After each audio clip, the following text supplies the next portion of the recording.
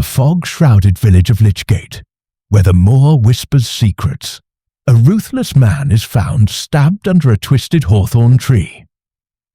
Enter Miss Jane Marple, a sharp-eyed spinster unravelling a web of greed, blackmail, and hidden truths. A fiery curate, a guarded widow, a haunted artist, and a vengeful youth all harbour motives, but only one holds the knife. As the mist lifts, Miss Marple's keen insight reveals a chilling truth.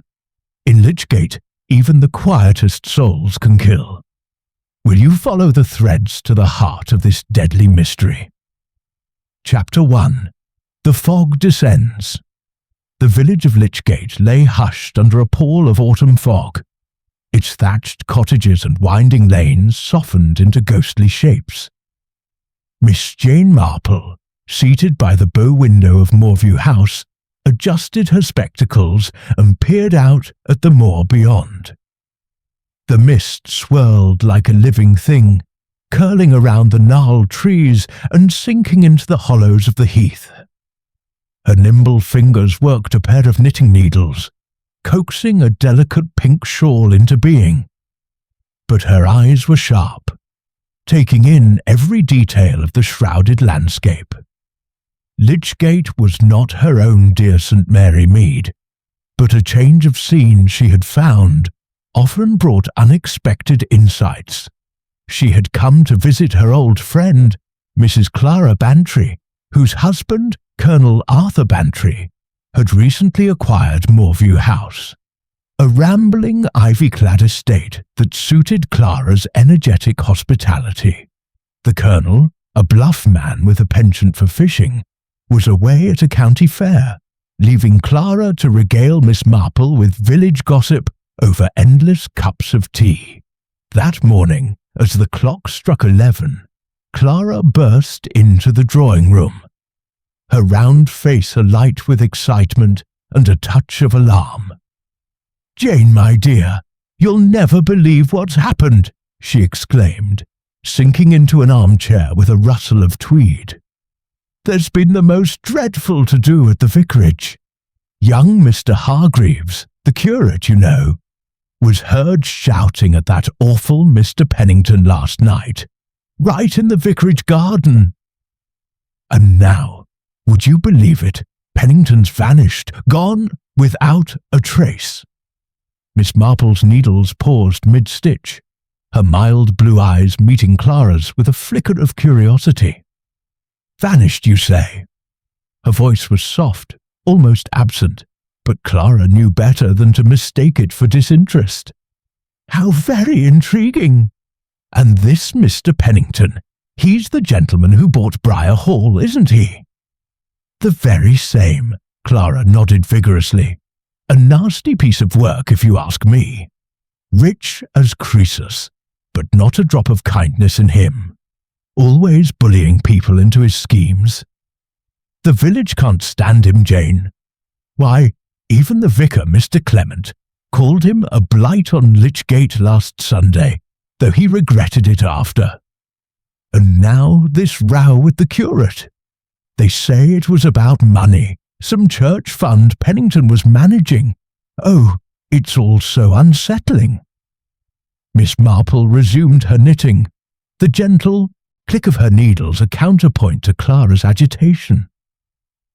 Thomas Pennington, she recalled, was a newcomer to Lichgate, a man of late middle age with a sharp tongue and a sharper eye for profit.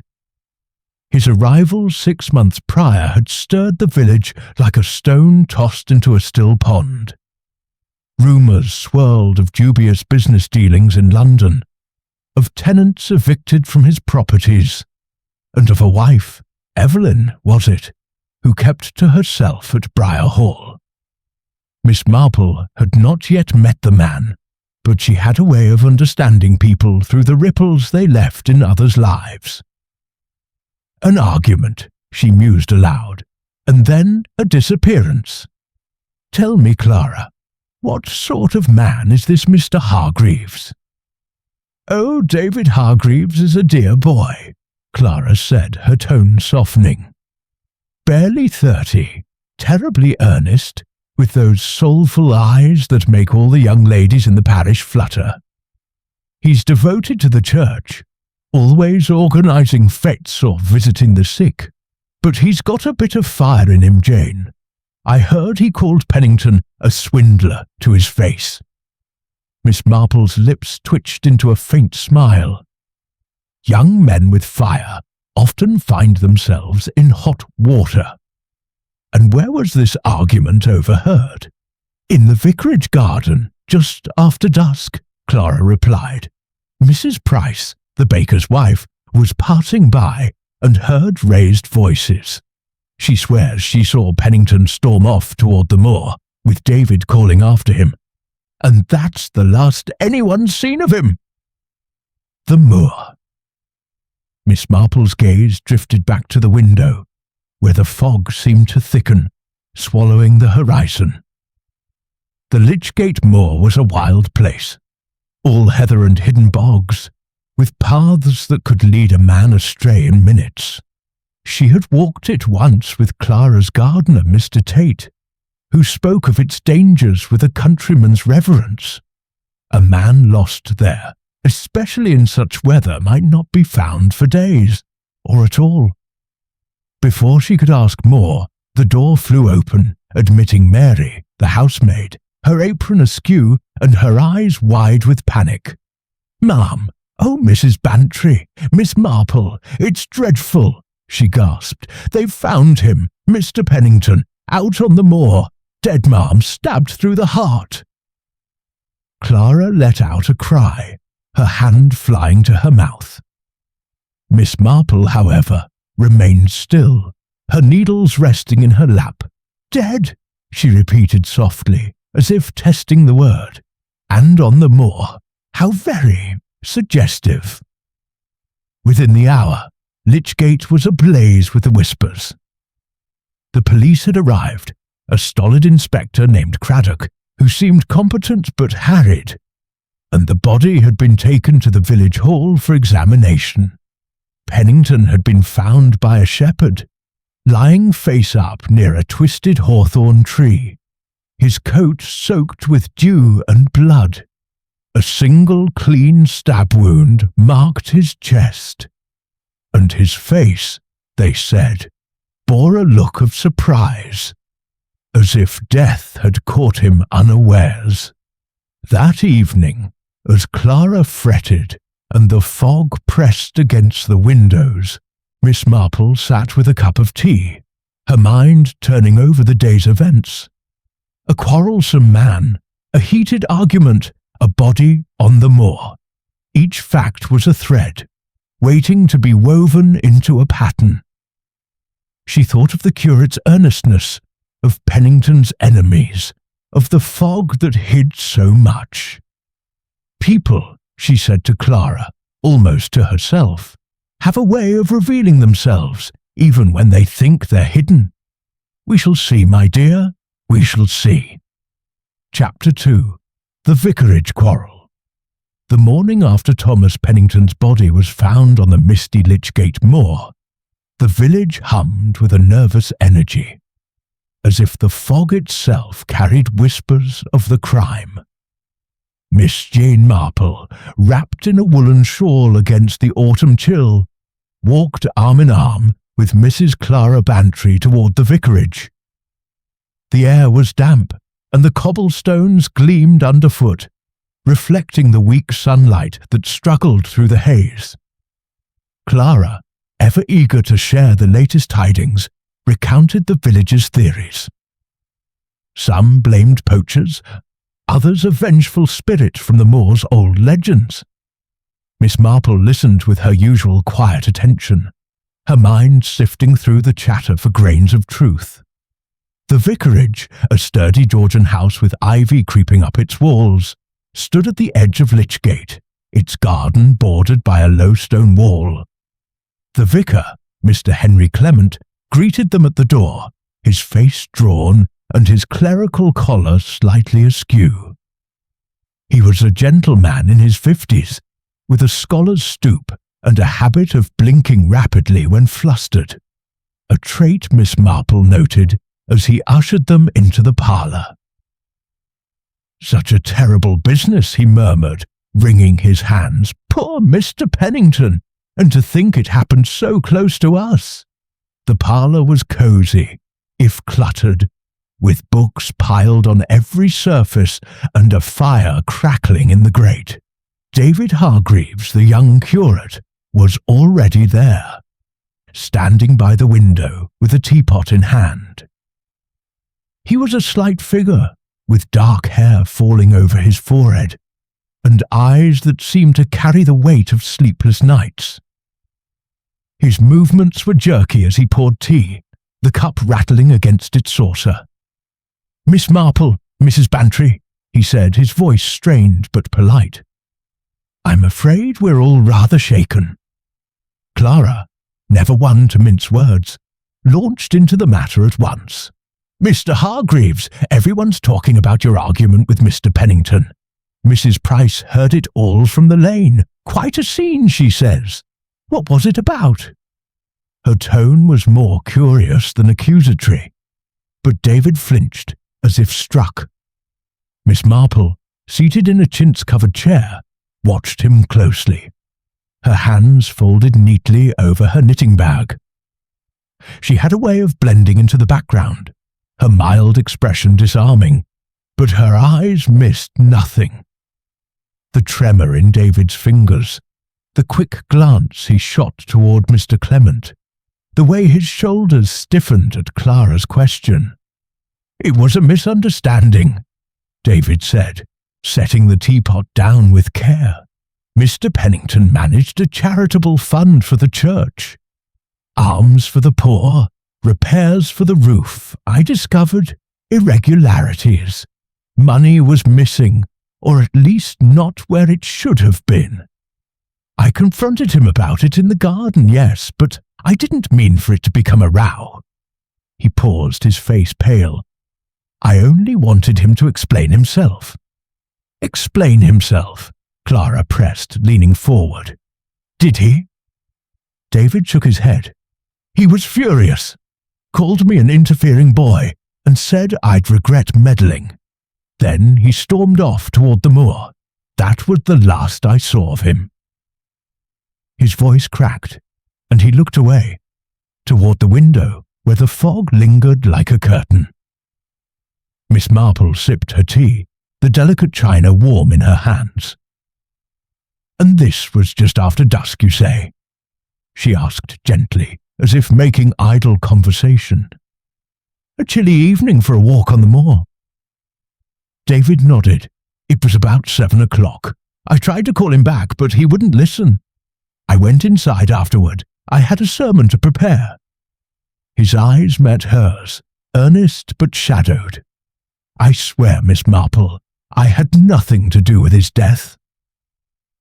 Mr. Clement cleared his throat, his nervous blinking more pronounced. "David is a good lad, Miss Marple. Impetuous, perhaps, but devoted to his duties. This business with Pennington, it's upset him terribly. And the village, well, you know how tongues wag." "Indeed," Miss Marple murmured, her tone soothing but her mind alert. She had known many young men like David Hargreaves, idealistic, quick to anger, and often entangled in their own good intentions.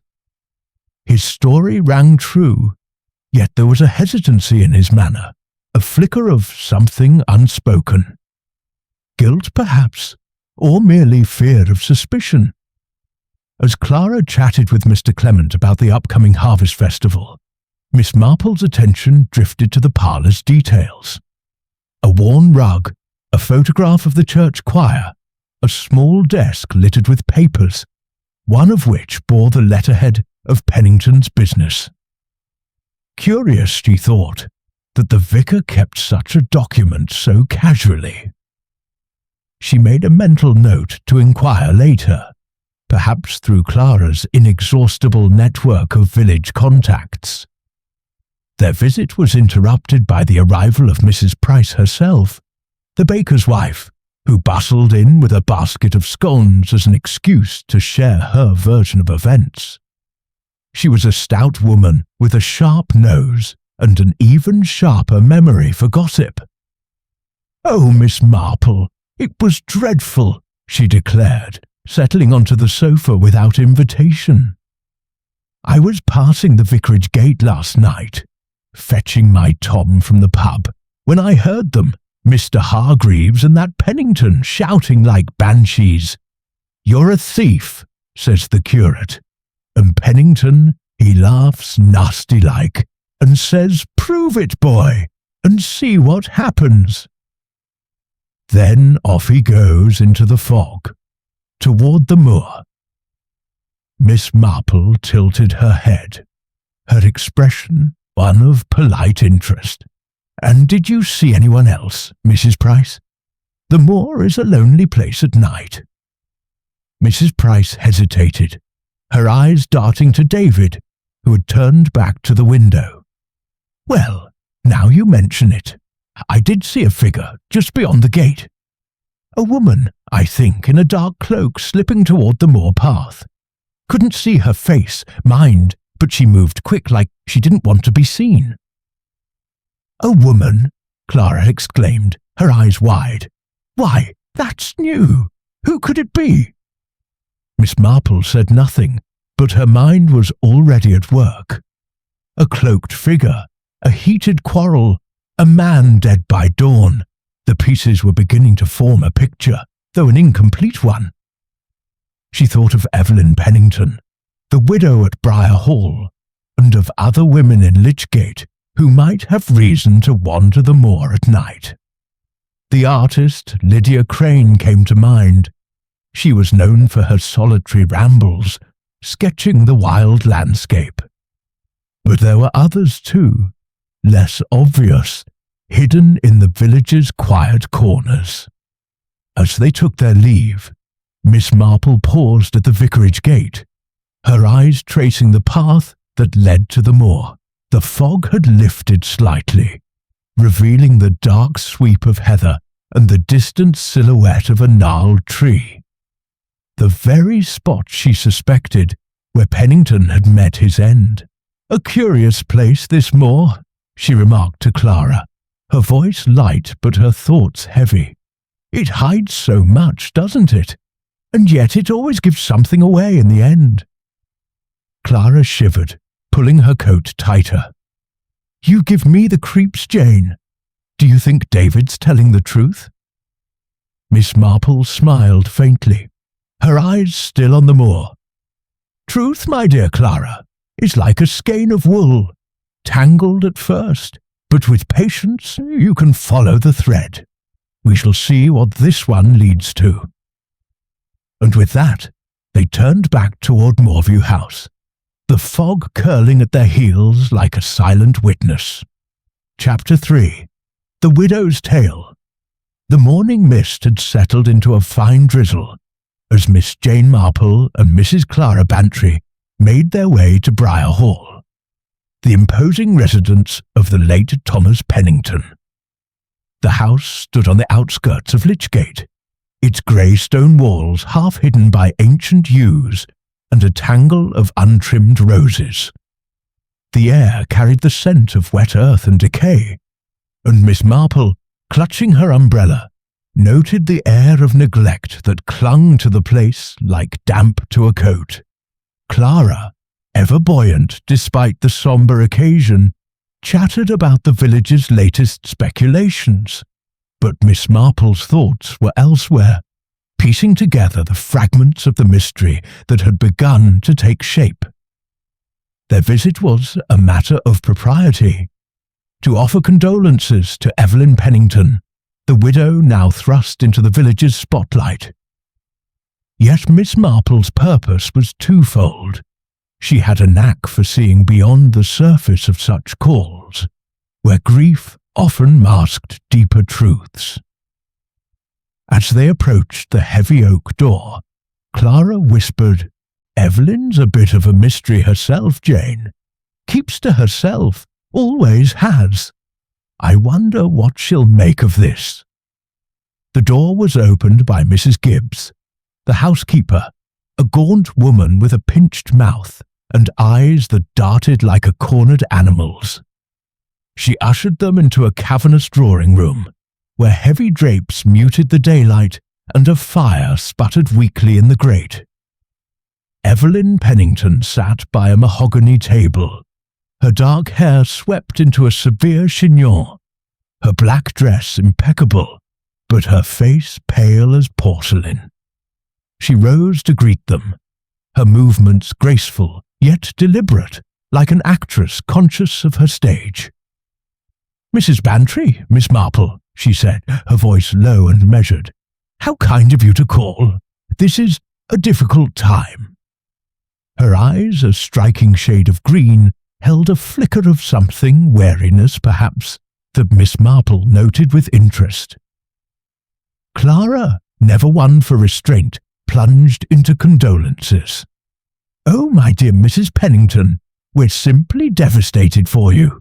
Such a dreadful thing, and so sudden. The whole village is in a state." She paused, then added, "Do they know anything yet? About who might have—" Evelyn's lips tightened, and she gestured for them to sit. "The police have been here, of course. Inspector Craddock asked all sorts of questions, but I could tell them little. Thomas was out that evening, as he often was. 'Business,' he said. 'I was here alone, save for Mrs. Gibbs.'" Her gaze drifted to the fire, and Miss Marple observed the way her fingers twisted a lace handkerchief, the knuckles white. "Alone," Miss Marple echoed softly, her tone gentle as a breeze. "It must be lonely in such a large house, especially on a foggy night like that one." She adjusted her shawl, her eyes flicking to a corner of the room where a dark cloak hung on a stand, its hem crusted with dried mud. The detail was small but significant, and she filed it away, recalling Mrs. Price's tale of a cloaked woman near the vicarage. Evelyn nodded, her expression unreadable. "Briar Hall is too grand for my tastes, but Thomas insisted on it. He liked to make an impression." There was a hint of bitterness in her voice, quickly masked as she offered tea. Mrs. Gibbs appeared with a tray, her movements silent but efficient, and Miss Marple noted the housekeeper's lingering glance at her mistress. A look that spoke of loyalty, or perhaps something more. Over tea, Clara steered the conversation to Pennington's life in Lichgate. "He was quite the figure in the village, wasn't he? Always busy with his investments and such. I suppose he had many friends." "Friends?" Evelyn's smile was thin, almost a grimace. "Thomas was not a man who collected friends. He was determined, let us say. His business dealings made him enemies, I'm afraid. People misunderstood him." She sipped her tea, her eyes avoiding Miss Marple's steady gaze. Miss Marple tilted her head, her voice as mild as ever. "And did he speak of any particular troubles? A man in his position must have had concerns, perhaps about the church fund, or other matters." Evelyn's cup paused halfway to her lips, and for a moment the room seemed to hold its breath. "The church fund?" she said, recovering smoothly. "Oh yes, he mentioned it once or twice. Some disagreement with the curate, I believe, but Thomas handled his own affairs. He didn't confide in me about such things." Her tone was dismissive, but Miss Marple caught the slight tremor in her hand, the way her eyes darted to the cloak in the corner. Clara, oblivious to the undercurrents, prattled on about the village's shock, but Miss Marple's mind was busy. Evelyn Pennington was a woman of poise, yet beneath that composure lay a current of unease. The muddy cloak suggested she had been out in the wet, perhaps on the moor itself, and her reluctance to discuss her husband's affairs hinted at secrets, whether her own or his, Miss Marple could not yet say. As they rose to leave, Miss Marple paused by the cloak, her fingers brushing the fabric as if by accident. "Such a practical garment for this weather," she remarked. "I suppose you walk the grounds often, Mrs. Pennington?" Evelyn's smile was tight. "Rarely. I prefer to stay indoors. That belongs to Mrs. Gibbs, I believe." The housekeeper, clearing the tea things, froze for a fraction of a second but said nothing. Miss Marple nodded, her expression one of innocent interest, though her mind was alight with possibilities. Outside, as they walked back through the drizzle, Clara clutched Miss Marple's arm. "Well, Jane, what did you make of her? She's awfully cold, isn't she? And that housekeeper, such a sour face." Miss Marple's eyes twinkled behind her spectacles. "Cold, perhaps, but not unfeeling. Grief, Clara, can wear many masks, some of sorrow, some of fear. And Mrs. Gibbs, she sees more than she says, I think." She glanced back at Briar Hall, its windows dark against the grey sky. "That cloak, now, that interests me. Mud from the moor doesn't lie, and I wonder whose feet carried it there." Clara shivered, pulling her coat tighter. "You make it sound so sinister, Jane. Do you think Evelyn had something to do with it?" Miss Marple's smile was enigmatic. "I think, my dear, that everyone has something to hide, even if it's only from themselves. We shall call again, I expect, and see what else Briar Hall has to tell us." As they turned toward Moorview House, the drizzle thickened, veiling Lichgate once more in mist. And Miss Marple's thoughts turned to the cloaked figure on the moor, wondering what other secrets the fog might yet reveal. Chapter 4. Shadows on the Moor. The drizzle of the previous day had given way to a brittle sunny afternoon, though the Lichgate moor retained its air of mystery, its heather-clad slopes stretching into the distance under a sky of scudding clouds. Miss Jane Marple, dressed in a sensible tweed coat and sturdy shoes, had persuaded Clara Bantry to accompany her on a walk across the moor, ostensibly for fresh air, but with a purpose Clara only half suspected. The discovery of Thomas Pennington's body near the gnarled hawthorn tree had fixed the moor in Miss Marple's mind as more than a backdrop. It was a silent witness to the crime, and she meant to understand its secrets. Clara, puffing slightly as they navigated a narrow path, was full of questions. "Jane, are you sure this is wise? The moor's treacherous, even in daylight. Why, old Mr. Tate says there are bogs that can swallow a man whole." Her voice carried a mix of excitement and apprehension, for Clara, though fond of comfort, could never resist the pull of adventure, especially in Miss Marple's company. Miss Marple smiled, her eyes scanning the landscape. "Mr. Tate is quite right, Clara, but I trust his knowledge to keep us safe. Besides, a place like this has a way of telling its own story, if one knows how to listen." She had enlisted the gardener, a wiry man with a face like weathered oak, to guide them. Mr. Tate shuffled ahead, his stick tapping the ground, muttering about the folly of city folk who underestimated the moor. As they approached the spot where Pennington's body had been found, Miss Marple paused, her gaze lingering on the twisted hawthorn, its branches stark against the sky. The ground nearby was trampled, likely by the police and curious villagers, but she noted a faint path leading deeper into the moor, barely visible among the heather. "Mr. Tate," she said, her voice mild, "you've lived here all your life, haven't you? Tell me, what do you make of the lights people claim to see out here at night?" The old man stopped, leaning on his stick, his eyes narrowing. "Marsh gas, most say, miss, but I ain't so sure. Seen 'em myself, I have. Flickering lights, moving slow, like someone carrying a lantern. Poachers, maybe, or smugglers, back in the day. But these last weeks, since that Pennington fella came, they've been more frequent. Queer it is." He pointed to a distant hollow, where the moor dipped into shadow. "Mostly over there, near the old stone circle." Miss Marple nodded, her mind turning over this new thread. Lights on the moor suggested activity, clandestine perhaps, and tied to Pennington's death.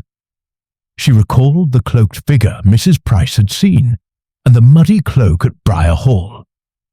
Could the lights be a signal, a meeting place, or something more sinister? "And this path," she said, gesturing to the faint trail.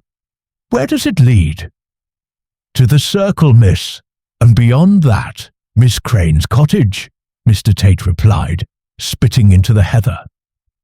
"She's the artist lady, always out here sketching at odd hours. Folks think she's daft, wandering alone in the dark." Clara's eyes widened. "Lydia Crane! I'd forgotten her. Do you think she saw something, Jane? She's such an odd duck, always keeping to herself." "Perhaps," Miss Marple said, her tone non-committal. "An artist sees things others miss, and the moor at night must be quite inspiring. We shall have to pay her a visit, Clara." She filed away the name, sensing that Lydia Crane's nocturnal habits might hold a key to the puzzle. As they continued, Mr. Tate regaled them with tales of the moor's history, smugglers' caches, lost travellers, and whispers of a spectral hound that haunted the hollows. Miss Marple listened politely, but her attention was on the landscape itself. The uneven ground, the patches of bog that gleamed wetly, the way the path twisted toward the stone circle. She imagined Pennington walking here, angry after his quarrel with David Hargreaves, perhaps meeting someone, or being followed. The stab wound, clean and precise, suggested intent, not impulse, and she wondered who in Lichgate had both the motive and the opportunity. They reached the stone circle, a ring of weathered monoliths half buried in the earth. The air felt colder here, and Clara shivered, clutching her scarf. "This place gives me the creeps, Jane. Let's not linger." But Miss Marple lingered, her eyes tracing the stones. One bore faint scratches, recent enough to stand out against the lichen. She bent closer, her fingers brushing the marks. Shallow, irregular, as if made in haste. "Curious," she murmured. "Mr. Tate, do people often come here?" "Not many, miss," he said, squinting at the stone. "Kids sometimes, or Miss Crane with her sketchbook. Ain't natural, if you ask me, messing with old places like this." Miss Marple straightened, her mind alight with possibilities. The scratches could be nothing. A shepherd's mark, a child's prank, but they nagged at her, like a dropped stitch in a pattern. She resolved to learn more about the stone circle and its visitors, particularly Lydia Crane. As they turned back toward Lichgate, the sun dipped behind a cloud, casting long shadows across the moor. Clara, subdued by the eerie atmosphere, was silent for once, but Miss Marple's thoughts were busy. The moor was a place of secrets, its vastness concealing more than it revealed. Pennington's death was no random act, she was certain. It was woven into the lives of Lichgate's inhabitants, their grudges and hidden desires. The lights, the cloaked figure, the scratches on the stone, all were threads in a tapestry she was beginning to discern. Back at Moorview House, as Clara warmed herself by the fire, Miss Marple sat with her knitting, her needles clicking rhythmically. "Clara, my dear," she said at last, "the moor is like a village in itself, full of gossip if one knows where to look. I think Miss Crane's cottage will be our next stop. An artist's eye, you see, catches what others overlook." Clara looked up, her curiosity rekindled. "You think she knows something, don't you? Oh, Jane, you're like a bloodhound once you've got the scent." Miss Marple's smile was faint but knowing. "Not a bloodhound, Clara, just an old woman who notices things. And the Moor, I suspect, has noticed quite a bit." As the fire crackled and the shadows lengthened, she turned her thoughts to Lydia Crane, wondering what secrets the artist's sketches might hold, and whether the Moor's silent testimony would lead her closer to the truth. Chapter 5. The Artist's Secret. The following day dawned crisp and clear, the moor beyond Lichgate gleaming under a rare, unclouded sky.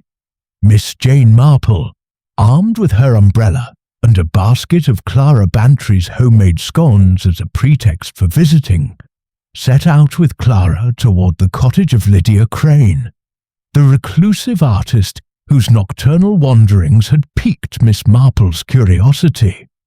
The path wound through the village, past the church with its weathered spire, and skirted the moor's edge, where gorse bushes bloomed in defiant bursts of yellow. Clara, clutching the basket, was brimming with speculation. "Lydia's such an odd one, Jane, always sketching those gloomy landscapes. Do you really think she saw something that night?"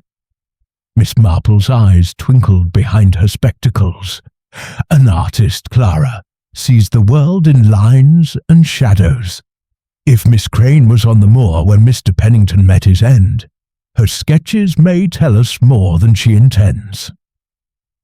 Her tone was light, but her mind was sharp, weaving together the threads of the case. The cloaked figure, the flickering lights, the scratches on the stone circle. Lydia Crane, she suspected, held a piece of the puzzle, whether she knew it or not.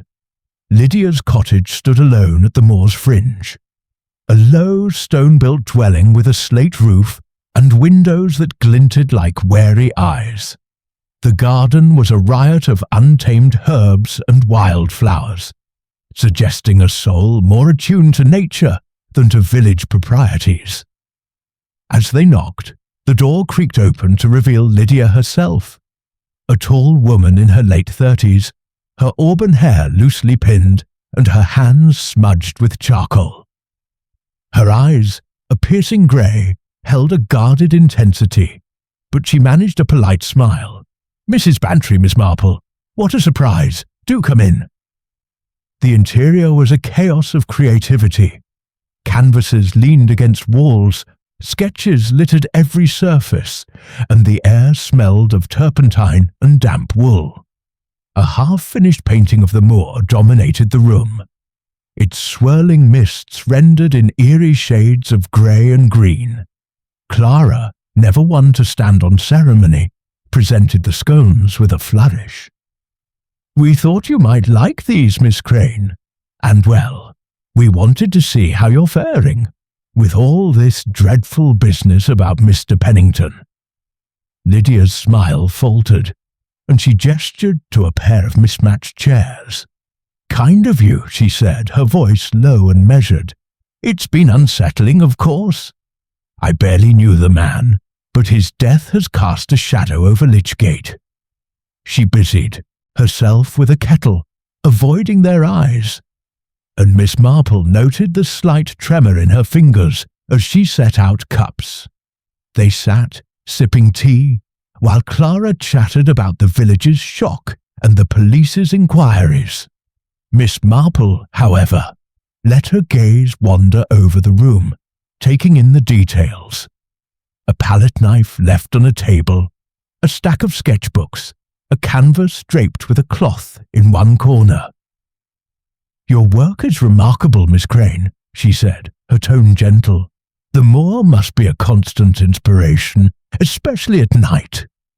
I hear you often walk there, sketching under the moonlight."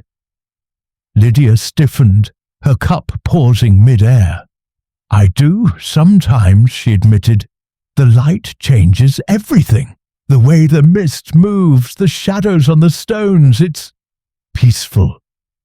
Her words were careful, but Miss Marple caught the flicker of unease in her eyes, as if the question had brushed too close to a hidden truth.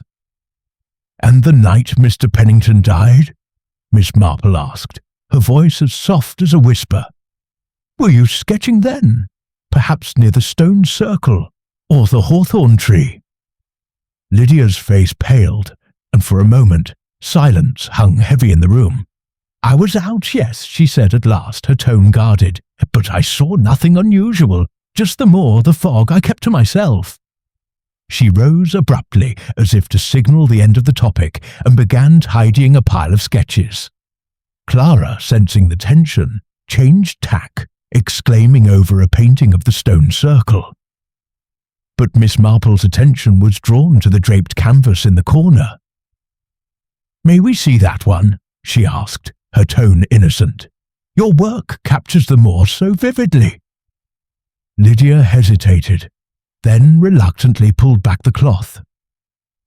The sketch beneath was charcoal, stark and haunting. A cloaked figure stood near a gnarled tree, its branches mirroring the hawthorn where Pennington's body was found. The figure's face was obscured, but the scene was unmistakable, its lines heavy with urgency. "It's just a study," Lydia said quickly, her voice tight. "Something I imagined." Miss Marple leaned closer, her eyes tracing the sketch. "Imagined," she murmured, "or remembered?" The question hung in the air, and Lydia's hands clenched, her knuckles white. Clara, oblivious, remarked on the sketch's eerie beauty, but Miss Marple saw more, a moment captured, perhaps unwittingly, from the night of the murder.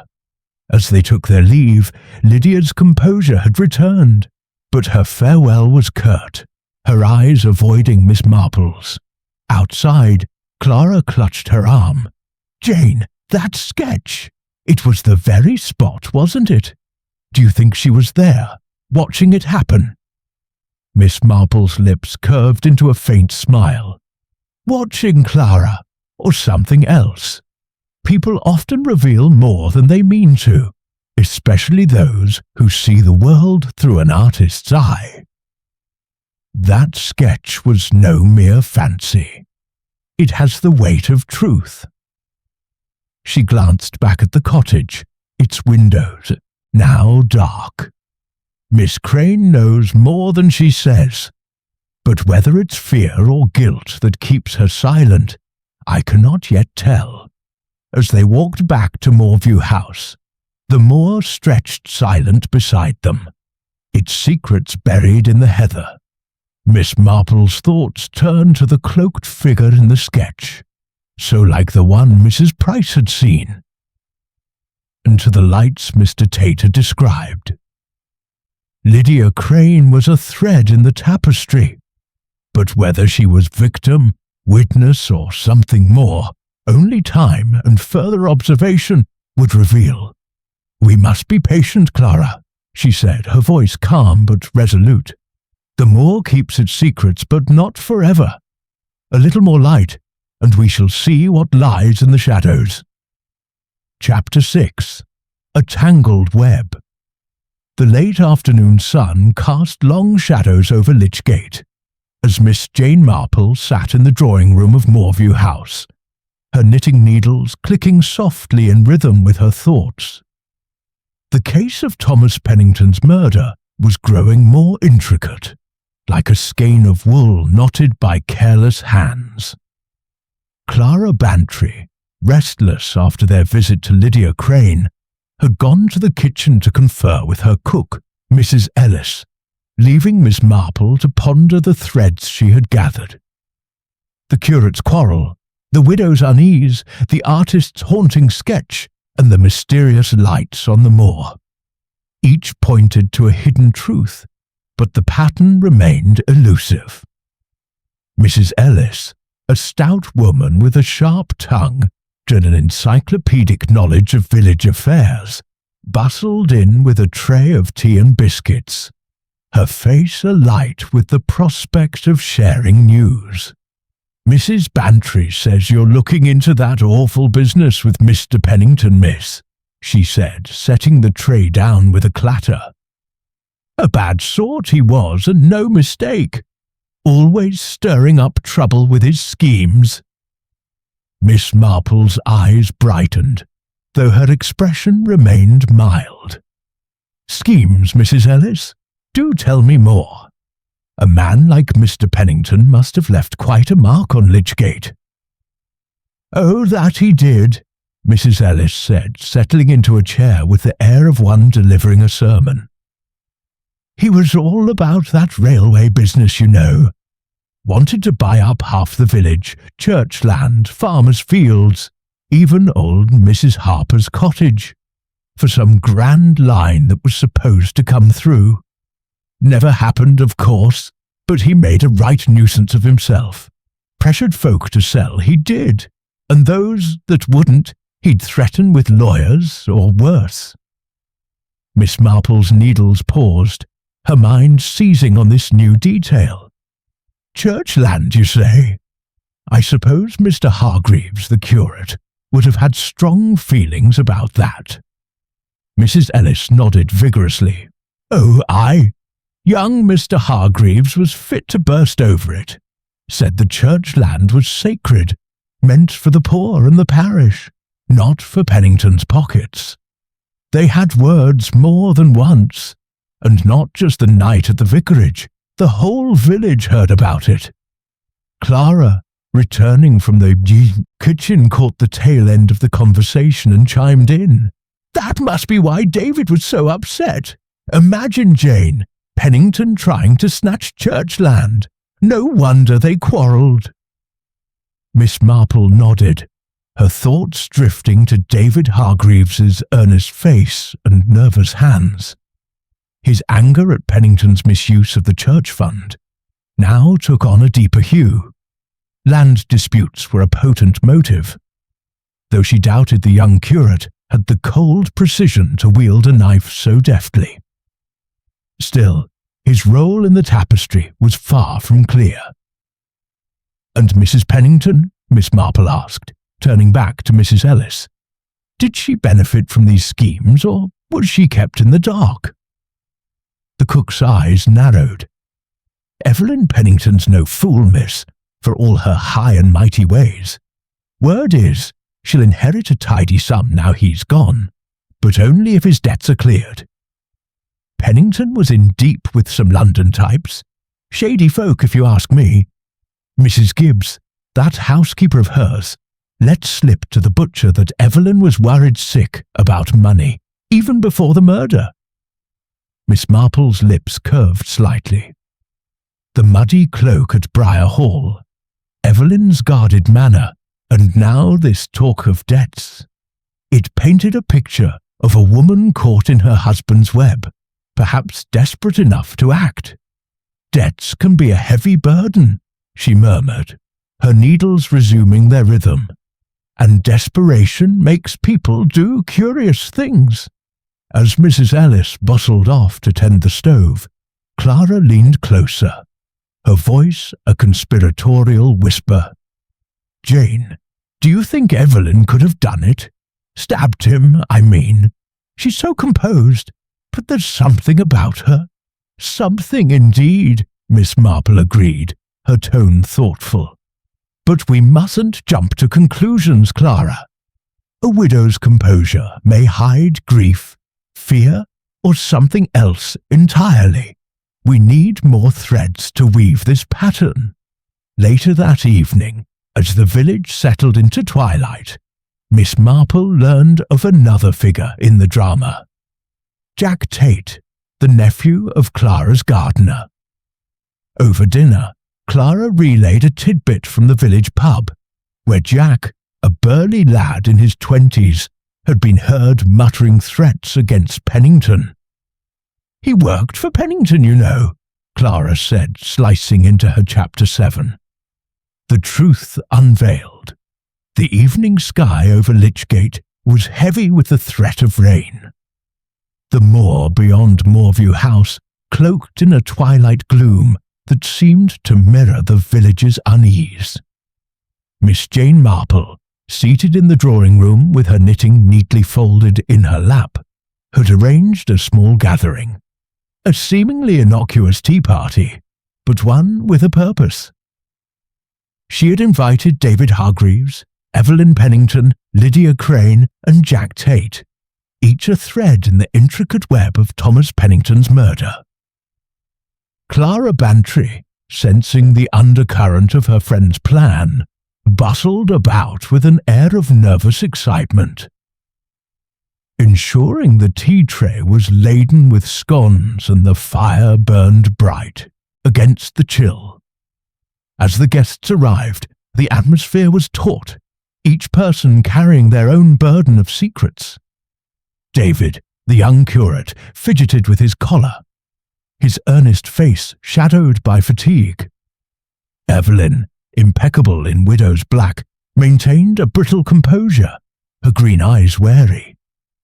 Lydia Crane, her auburn hair pinned haphazardly, seemed distracted, her gaze darting to the windows as if expecting the moor itself to intrude.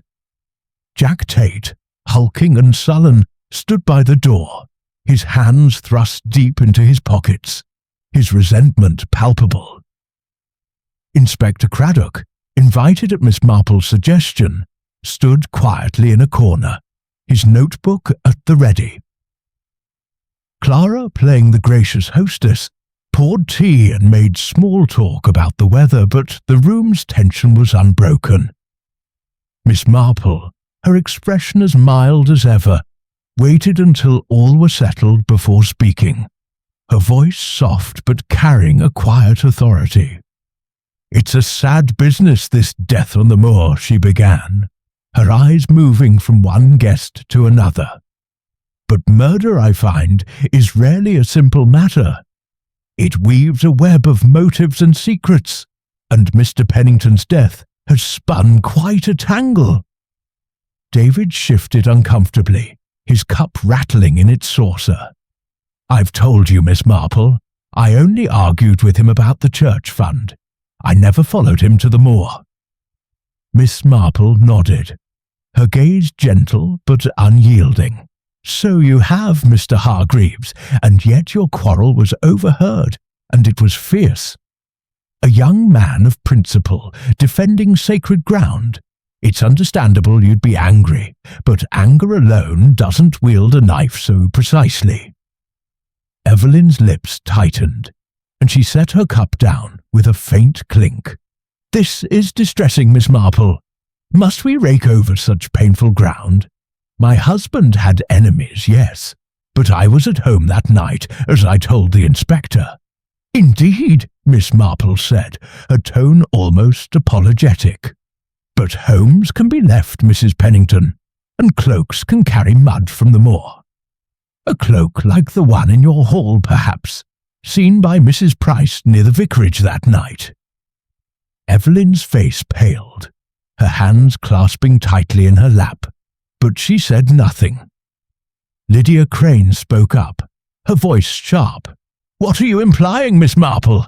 I was sketching that night, yes, but I saw nothing. My work is my own, and I resent being dragged into this." Miss Marple's eyes softened, but her words were precise. "Your sketch, Miss Crane, of a cloaked figure by the hawthorn tree. It was too vivid to be mere imagination. It captured a moment, didn't it? A moment you witnessed perhaps without fully understanding." Lydia's hands trembled, and she looked away, her defiance crumbling. Jack Tate, silent until now, growled, "This is nonsense. Pennington was a cheat, and I'm glad he's gone, but I was at the Red Lion all night. Ask anyone." Miss Marple turned to him, her gaze steady. "A young man wronged, with a temper to match. Your threats were heard, Mr. Tate. But the moor is a lonely place, and alibis can be fragile." Jack's scowl deepened, but he offered no retort. She leaned forward, her voice dropping to a quiet intensity. Let us consider the facts. Mr. Pennington was a man of greed, entangled in land deals and debts, with enemies in every corner of Lichgate.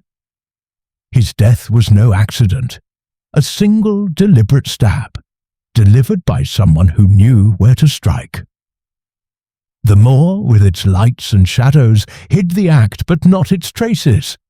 A cloaked figure, a lantern's flicker, a sketch that tells too much. These are the threads of truth. Her eyes fixed on Evelyn. Mrs. Pennington, you were on the moor that night. The mud on your cloak betrayed you, as did your fear when I mentioned it. You followed your husband, didn't you? Not to kill, but to confront him, perhaps about his debts or his schemes. And you saw something or someone. Evelyn's composure shattered, her voice a whisper. I did follow him. I was desperate. He was ruining us, selling everything to cover his losses. I saw him near the hawthorn, arguing with someone, a woman in a cloak. I thought it was a tryst, but then I saw the knife, and I ran. I didn't want to believe it. Miss Marple turned to Lydia, whose face was now ashen. Miss Crane, you were that woman. Your sketch wasn't imagined, it was memory. Pennington had something on you, didn't he? A secret from your past, perhaps, that he used to control you. Lydia's voice broke, a sob escaping. He knew about a scandal years ago, a mistake I made in London. He threatened to tell everyone, to ruin me. That night, I went to beg him to stop. He laughed, mocked me. I had a knife, for cutting canvas, nothing more. But I was so angry, so afraid. I struck him just once. I didn't mean to kill him. She buried her face in her hands, her confession echoing in the silent room. Inspector Craddock stepped forward, his expression grim but not unkind. Miss Crane, you'll need to come with me. As Lydia was led away, sobbing quietly, the others sat in stunned silence. Evelyn's eyes were wet, but whether from relief or guilt, Miss Marple could not say. David looked shaken, Jack sullen but subdued. Clara, wide-eyed, clutched Miss Marple's arm as the guests dispersed. Jane, you're a marvel! How did you know? Miss Marple smiled faintly, picking up her knitting. People, Clara, are like villages, full of secrets, but always leaving clues. A muddy cloak, a telling sketch, a moment of fear. They speak louder than words. As the rain began to patter against the windows, she resumed her knitting. The case of the Misty Moor neatly unravelled, its threads woven into a pattern only she could see. Chapter 8. The Fog Lifts. The morning after Lydia Crane's confession, Lichgate awoke to a sky scrubbed clean of clouds, the moor stretching bright and windswept under a pale autumn sun. At Moorview House, Miss Jane Marple sat in the drawing-room, her suitcase packed and her knitting tucked into a neat basket, ready for her return to St. Mary Mead. The air was crisp, carrying the scent of damp heather through the open window, and the village seemed to breathe easier, as if the resolution of Thomas Pennington's murder had lifted a weight from its collective heart. Clara Bantry, bustling in with a tray of toast and marmalade, was still aglow with the drama of the previous evening. Jane, you're a wonder, Clara declared, setting the tray down with a clatter. The way you unravelled it all, Evelyn's cloak, Lydia's sketch, those dreadful lights on the moor. I'd never have guessed Lydia Crane of all people. Such a quiet woman, and yet she trailed off, shaking her head. How do you do it? Miss Marple's eyes twinkled as she spread a thin layer of marmalade on her toast. It's no great trick, Clara, merely a matter of observing. People are much like my knitting. Each stitch tells a story, and a dropped one can unravel the whole pattern. Lydia's sketch was such a stitch, you see, and it led to the truth. The events of the night before replayed in her mind as she sipped her tea. Lydia's confession had been a moment of raw honesty, born of fear and guilt, but it had tied together the threads Miss Marple had patiently gathered. The cloaked figure seen by Mrs. Price, the mud on Evelyn's cloak, the flickering lights Mr. Tate had described. Lydia's desperate act, driven by Pennington's blackmail, had been the fatal knot in the web, but it was Evelyn's silent witness that had sealed the artist's fate. The widow, Miss Marple suspected, would carry her own burden of regret, having seen the crime but fled from its weight. Clara, pouring more tea, leaned forward eagerly. "But what about the others, Jane? David Hargreaves, with his quarrel, and Jack Tate, with his threats. Were they just distractions?" "Not distractions, Clara, but part of the pattern," Miss Marple replied, her voice soft but precise. "David's anger was real, rooted in his principles, but his heart is too open for such a calculated act. As for Jack, his temper is like a storm, loud but fleeting. Neither had the subtlety to strike so cleanly and vanish into the fog. Lydia, though, was different. Her fear made her desperate, and desperation is a sharp blade." The village, she learned from Clara, was already weaving new tales. Inspector Craddock had taken Lydia to the county station, where she would face charges, though her confession might soften the law's judgment. Evelyn Pennington had retreated to Briar Hall, her future uncertain, but her inheritance now secure, free of her husband's debts.